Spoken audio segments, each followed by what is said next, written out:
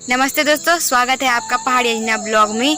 और आज का ब्लॉग मैं शुरू कर रही हूँ शाम के 4 बजे से, क्योंकि सुबह मेरे ब्लॉग बनाने का मन नहीं कर रहा था।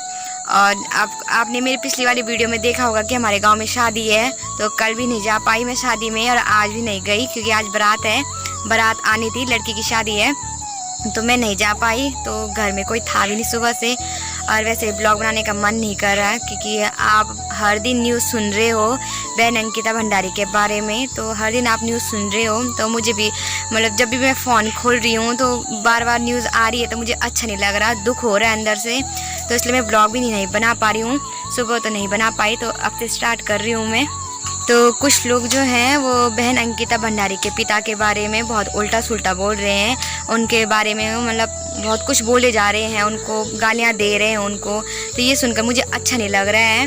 वो कैसे रह रहे हैं, कैसे उन पर बीत रही होगी, कैसे उनको लग रहा है, वो उन्हीं को पता है। पर फिर भी लोग उनके बारे में उल्टा सुल्टा बोल रहे हैं।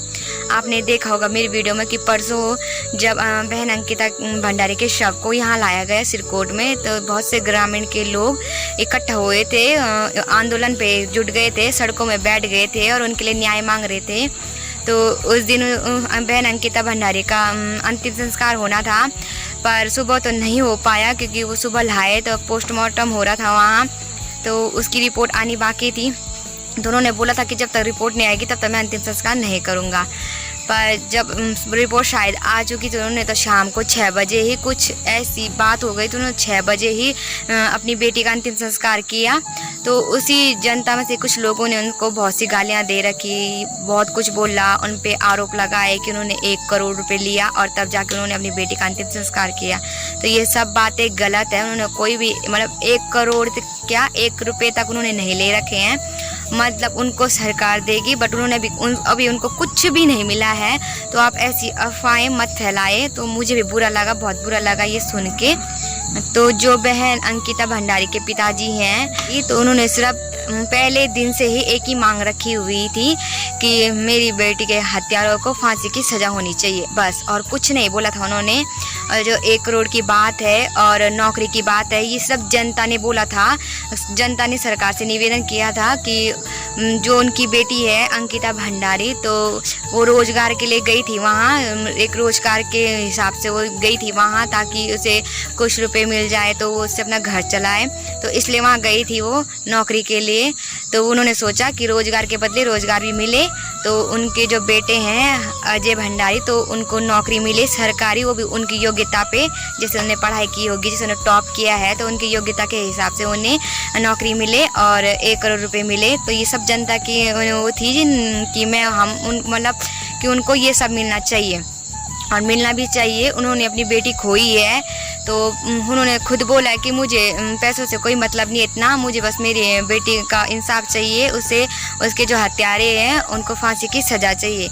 रुपए के क्या करेंगे वो, उनकी बेटी खो चुकी है, उन्होंने अपनी बेटी को खोया है। उनकी एक जमा पूंजी थी अपनी बेटी, तो उसके सामने 1 करोड़ रुपये भी क्या है उनके लिए। तो उन्होंने कोई मांग ऐसी नहीं रखी है, तो आप अफवाहें मत फैलाएं। तो सिरकोट में जिस दिन अंकिता भंडारी के लिए लोगों ने समर्थन किया था, सड़कों पे उतर आए थे वो और उनके लिए न्याय मांग रहे थे, तो उसी दिन कुछ औरतों ने ये बोल के उनको बोला कि उसके बाप 1 करोड़ में बिक चुका है और बहुत सारी गालियाँ दी। तो ये बहुत शर्मनाक बात है उनके लिए कि एक नारी होकर उन्होंने ऐसा बोला। मुझे तो बहुत शर्म लगी इस बात पे कि उन्होंने ऐसा कैसे बोल दिया, वो भी एक पिता के लिए।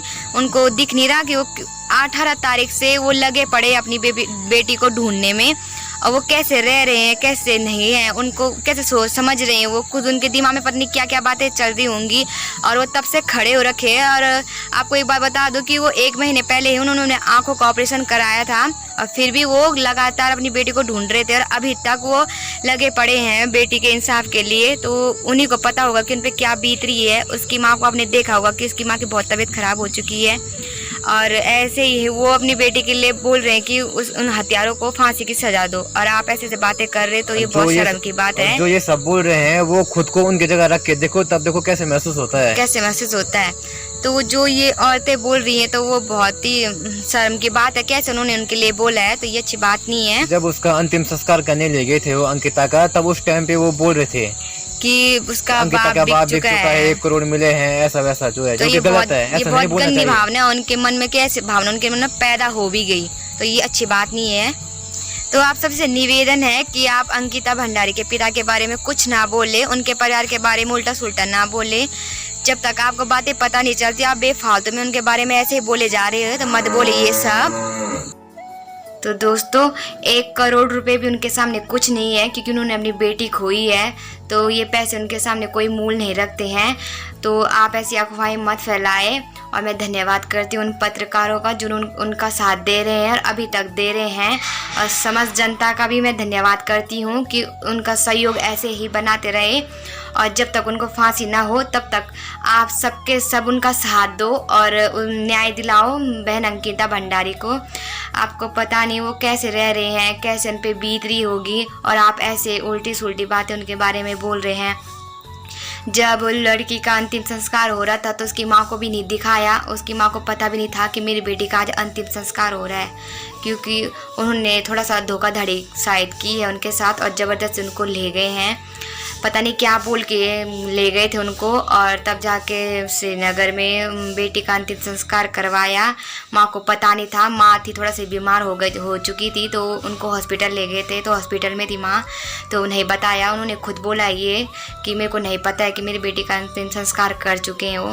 तो उन्होंने बस उनकी एक इच्छा थी कि मेरी बेटी को उन्होंने अगर मार भी दिया है तो कम से कम मेरी बेटी का चेहरा तो दिखा देते। एक माँ के लिए कैसा हो रहा होगा वो दुख कि उसने मरते हुए भी अपनी बेटी को नहीं देखा। तो सोचिए आप, ऐसी भावना आप अपने मन में रख रहे हो कि उनके बाप के बारे में ऐसा बोल रहे हो, कितनी शर्मनाक बात है ये सब।